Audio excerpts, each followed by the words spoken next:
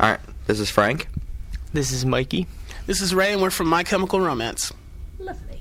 Right, if we could start by... My voice isn't going to be in any of this, so if you could make it sound... Rephrase the question. Yeah, you're used to it. Answer. I'm sure. Okay, so we've got... Can you tell me about the album release, 23rd of October, and tell us a little bit about the concept behind it? I understand it's kind of a concept album, is that right? Who would like to talk about that? You want to go? Would you want to do it? I'll start from the beginning. The record comes out on October 23rd. It's a concept record. It tells the story of a patient who dies at a young age. And the album kind of tells the story about his journey through death. He meets lots of characters in each song. He tells his story. In some of the songs, he meets characters that tell their story. And basically, it's, the moral of the story is kind of, he learns by the end of the record that he wishes that he could relive his life again and change things in his past, because he's not fulfilled, and he didn't live his life like he wanted to. And by the end, he kind of wants to go back and change things. And the first single, that's brilliant, yeah. And the first single that you had out, tell us about that and what you're planning for the next singles. Okay, Welcome to the Black Parade is great because it kind of, in a way, sums up a lot of the themes of the record. It's a great introduction piece. The video that we made for it as well kind of tells the story in a nutshell. And that song kind of comprises everything all the themes that we wanted to integrate into the record. The next single, I believe, is, can we... I don't know if we're saying it yet. Oh, right. Is that okay? Can we tell? Can we say the next single the next or not? single? Because no, you want to say? Yeah, I just gave it away. Sorry. I said that too. Yeah, I'm just trying to. Okay. The next single is gonna, it's my favorite song on the record, and I'm actually really happy that it's gonna be the next single. We made a great video for it. It's the most inspirational song to me on the record, and I think it's gonna, when people hear it, it's gonna make them feel the same way I feel. Like, it makes me want to live life like to the fullest, and it just makes me drive faster. It makes me feel good. So I know everybody will feel that way too when it comes out. Yeah, I'm excited about that song because it's the first time we end on a bright note. I'm very excited about that. Cool.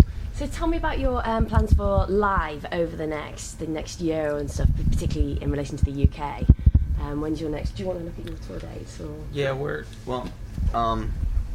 the next time we come over here, it's going to be a kind of like a mini tour, I guess, in November. Back. And we're gonna touch on some of the new stuff. The record will be out for a couple of weeks at that point, so we're so looking forward to playing all the new stuff for the kids and having them sing along.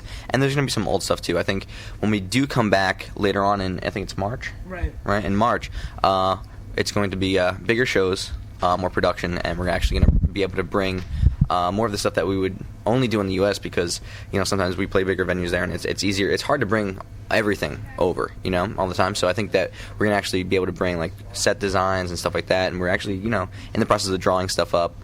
Nothing is set yet, so I don't want to give anything away, but there's going to be more visual. I'll say that.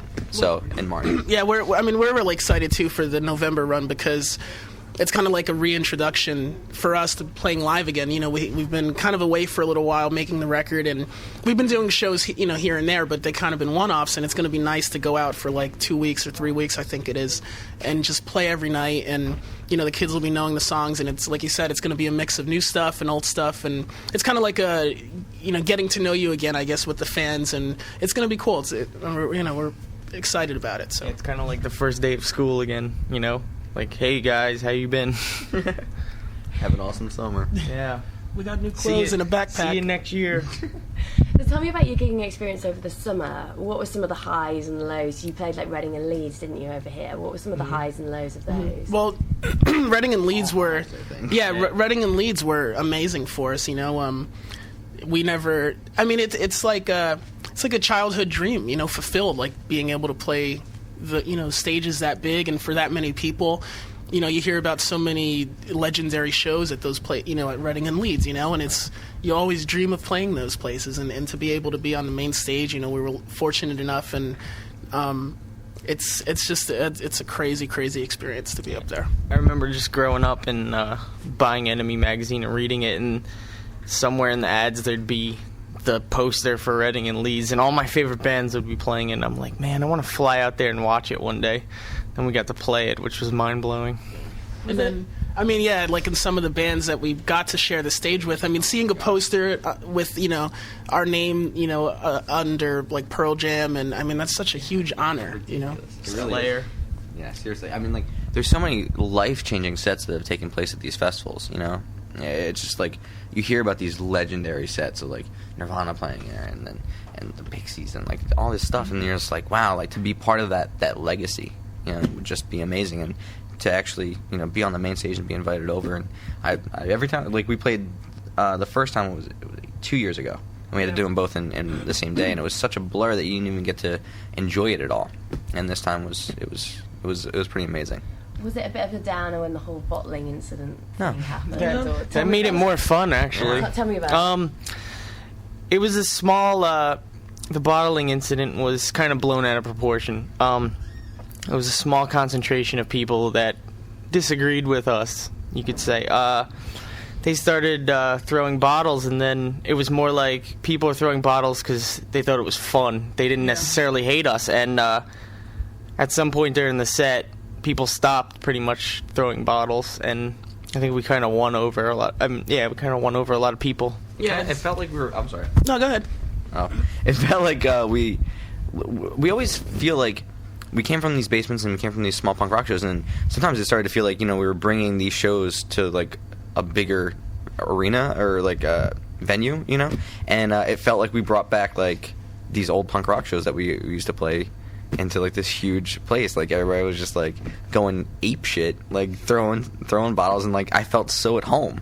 Like, I honestly think that I would have felt so nervous, like, if there was nothing, like, being thrown or whatever, like, I just would have been really nervous and, like, not had as great a time as I had when that was going on, you know what I mean? Because it was just like, I felt like I was in my element, It was like, we brought Jersey to England, and it fucking ruled. I think it kind of ruined it for some people when we were having fun with the bottles. They were like, wait, they like it, and then they stopped throwing them, they looked kind of bummed. Like, we were like, woohoo, keep them coming, and we were like, it was a game to dodge them, it felt like dodgeball. It was awesome. And, the thing, too, is for us, we felt that way before. Like, when we first started touring, we would play shows where we didn't feel welcome, and it's interesting that, and I think it's great that, still today we can kind of shake things up a little bit, because when whether you have people that love you or hate you, you know that you're making some kind of difference. So, and like the guy said, like, by the end of the set, it felt like, we had won everybody over because we just still played our hearts out. We didn't let it get to us, and that's the only thing you can do in a situation like that. What are some of the legendary gigs that you went to when you were kids that you remember, like gigs like that, I never really got to go to, like, really large shows, you know what I mean? Yeah, I've been but, to like, a bunch of legendary... Oh, sorry. For me, it was, like, the Descent. For me, my sort of best. Oh, okay. Yeah, like, the shows that I'll always remember going to, like, as a kid, like, I got to see the Descendants in the city, at Roseland. Watching, let's see, like, the Bouncing Souls at the Pipeline was amazing. Just like these mini shows where, like, I would see my favorite bands, like, at the drive-in at a hall, and I remember there was one week I saw at the drive-in Jimmy Eat World, Alkaline Trio, Thursday, and, like, who else was it? Oh, it was Jets of Brazil. Like, all in 1 week, all at the same hall. There was, like, maybe 100 kids there, and they were just...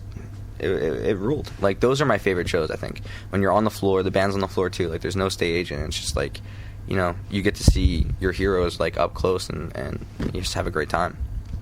Yeah, some of my memorable shows, I kind of, like, I've seen the Pumpkins through their evolution in the United States. Like, I saw them in tiny shitholes, and then all the way when they were on top of the world. And I saw a lot of Radiohead shows when OK Computer first came out in America, and people were confused.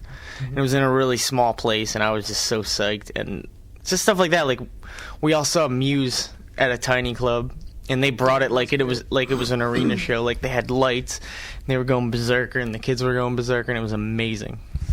How do you plan to take that kind of, like, you're into this sort of, like, DIY, quite small gig, intimacy of a festival, how do you plan to take that into a large arena, some of these big shows that you're doing? That's the huge challenge, is to play to, I don't know, 10,000 people as if it were 10, to like to have that connection with each and every person in the venue, and that takes a lot of practice. It really does. Like it's a very hard thing to do. Anybody can get up there and just play and like leave, and we're a bigger place, we're just going to throw some lights up there. But like to really connect with each and every individual in that crowd, it's a huge feat. So I don't know. I mean, we have a lot of things planned. We really do. I don't want to give it away because like that one idea will ruin the whole lore. It's gonna be awesome. But it's really just getting up there and playing it like it's your last show you're ever gonna play. And I think the whole like DIY thing, that's something that we keep in our hearts. You can never lose that. So the Black Parade as well, is that what you call your fan base? Is that right? No, is that yeah, kind of. I mean, can you say that in a sentence for me? The Black Parade it's kind of multifaceted. Exactly. It's our persona. It's the band we've become, and we're kind of metaphorically marching. We're all marching in a parade, and all of our fans are in it. So it's kind of like it means a bunch of stuff. Is it? I mean, you've got a really loyal, big fan base. Is it sometimes overwhelming how much?